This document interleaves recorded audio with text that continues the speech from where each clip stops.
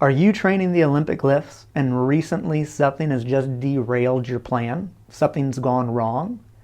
If so, this video is going to give you a lot of support. Hey there, it's Drew Dillon with Project Lift, and in this video we're looking at what happens when Olympic weightlifting goes wrong, and typically that's to our plan, right? We've gotten an injury, a tweak, a big life change, work's blown up, something's happened, and for a lot of athletes that derails them in a big way. Gain train just comes to a complete halt. And in this video we're going to show you how you can continue to make gains no matter what has come up for you. Now, if you're watching this video, I imagine you want to get better at your Olympic lifts, and if that's the case, I encourage you to check out our new visualization exercise for the Olympic weightlifting athlete. It's going to help you take your mind and your focus into your training and into competitions to where you're going to see gains in a huge way. And once this video helps you, please pay it forward to a friend. Help us out, guys. Share this forward. Hit that thumbs up button, that really helps us too, and subscribe because new videos are coming each week. To start this off, let's talk about the plan. Now, the plan is individual to each of us, and we all have created a plan, and if we haven't, it's an opportunity to create a plan because they can be very helpful. But like you've heard from many of the quotes across history, all good plans change. Right? And somewhere, something's going to get tossed into it that's going to change our plan. And what that change may be, it could be an injury, it could be a life change, right? Work's blown up. Maybe you found a new love and you're wooed. I don't know. But the plan has changed in some way, and typically this gets an athlete to react in one or two ways.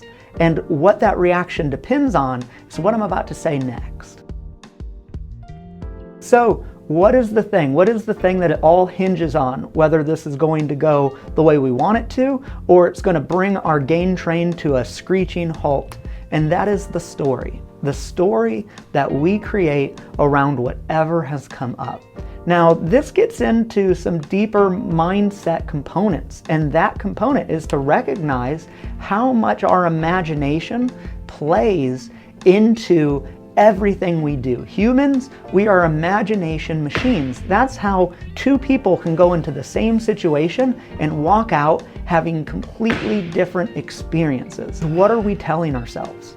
Are we telling ourselves a story that is accurate, or is it inaccurate? So I'm going to give an example. Say we have an injury comes up. Are we telling ourselves, shoot, this injury happens, I can no longer do the lifts, so I was getting into training and I was adjusting all this, it's for naught. I have this injury, I'm not going to get better. Well, guess what? What you just told yourself there is exactly the result you're going to get. We need to search for accuracy. So I'll use myself as a personal example. When I was competing and training, I had a big time injury on my wrist. I was turning over a big heavy clean. My elbow caught my knee. The bar compressed my wrist. Ejected me, out behind the bar. And in that moment, I thought my wrist was broken. Luckily, the wrist wasn't broken. However, what came next was 2 months without being able to turn the bar over. So I couldn't do a full clean, I couldn't do a full snatch, I couldn't turn the bar over. So what could I do, right? So here where it comes into the story, right? Here's the thing, instead of saying, well, all's lost, there's nothing I can do, I looked at what can I do? What am I able to focus on that'll keep me working on these movements, even though I'm unable to turn over? And my result was pulls and deadlifts and squats and different things that I was able to take my wrist out of the equation. Now for me, every injury I've ever had in the sport of Olympic weightlifting was always a blessing in disguise. It would allow me to focus on an area of the movement that wasn't getting this much attention because I was doing the full movements when I'm healthy. And I would get so good and such a deeper understanding around that component of the movement that once I was able to go back to the full movement, there was always PRs waiting. So this is the story. What are we telling ourselves? Is it accurate? How are we looking at it? Other ones I've heard is, life builds up, work takes over, and all of a sudden it's like, well, I'm not able to give this, 110%, right? The question I'd ask is, what does that even look like? Right? What is 110%? Have we even defined that?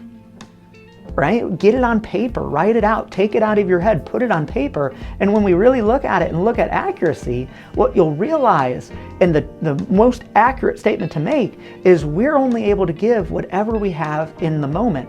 And if we show up and we give what we have to give, we will continue to see improvements. But if we tell ourselves a story that we can only be successful if we can give in a certain way, well, again, we're creating our outcome there.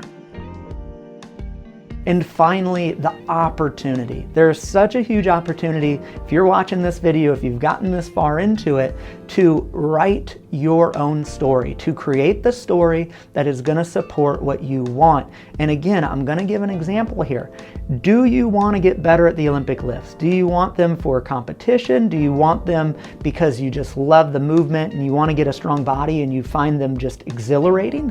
That's individual to each of us, but we need to know what we want. What is bringing us in the gym to learn these? And if we're clear on that, if we know what we want, then we can craft the story to how we want it. Just like the story I told about myself. When I had my wrist injury, I wanted to master these lifts. I wanted to compete at a high level. So those were the things I wanted, and I told myself the story of, well, I'm going to focus on anything I can focus on that doesn't involve my wrist. And that helped me develop the way I did. So what do you want? We must start there and be aware, because here's the kicker where what we don't want can sneak in. It sneaks in by looking and going, well, you know, I want to get better at these, but my hip's bugging me.